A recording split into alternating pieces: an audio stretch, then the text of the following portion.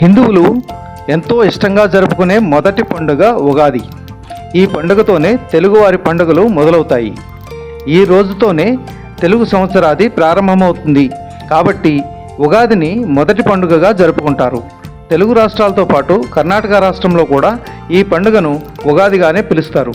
మహారాష్ట్రలో గుడిపడ్వాగా, కేరళలో విషు అనే పేరుతో, తమిళనాడులో పుత్తాండు అనే పేరుతో, సిక్కులు వైశాఖి అని, అస్సాంలో బిహు అని, బెంగాలీలు పోయిలా బైశాఖ్ అనే పేర్లతోనూ ఉగాది పండుగను ఘనంగా జరుపుకుంటారు.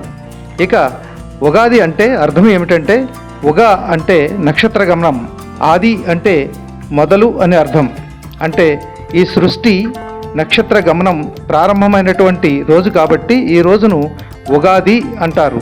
అందుకే దీన్ని యుగాది అని కూడా అంటారు.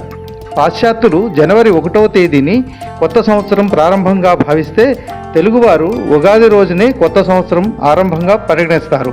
భారతీయ సంప్రదాయం ప్రకారం చైత్ర శుక్ల పాడ్యమి నాడే, అంటే ఉగాది రోజునే సృష్టి జరిగిందని పురాణాలలో చెప్పడం జరిగింది. ఈ రోజునే బ్రహ్మ సృష్టిని సృష్టించాడని బలంగా విశ్వసిస్తారు.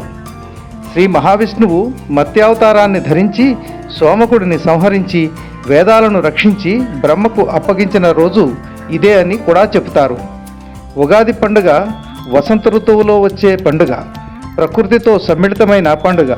అందుకే ఈరోజు ఉగాది పచ్చడి ప్రత్యేకతగా అందరూ ఉగాది పండుగను జరుపుకుంటారు.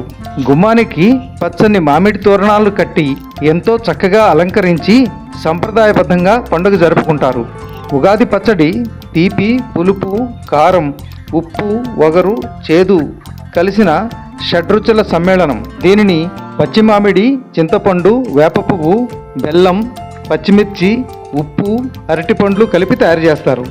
సంవత్సరం పొడుగునా ఎదురయ్యే మంచి చెడులను, కష్ట సుఖాలను సంయమనంతో స్వీకరించాలన్న సందేశం ఈ ఉగాది పచ్చడిలో ఇమిడి ఉంది. ఈ పచ్చడిని తయారు చేసి వసంతలక్ష్మిని ఆహ్వానించి నైవేద్యంగా సమర్పించిన తర్వాత తాము స్వీకరిస్తారు. కష్ట సుఖాలను జీవితంలో సమానంగా చవిచూడాలని ఈ ఉగాది పచ్చడి సేవనం తెలియచేస్తుంది. జై హింద్.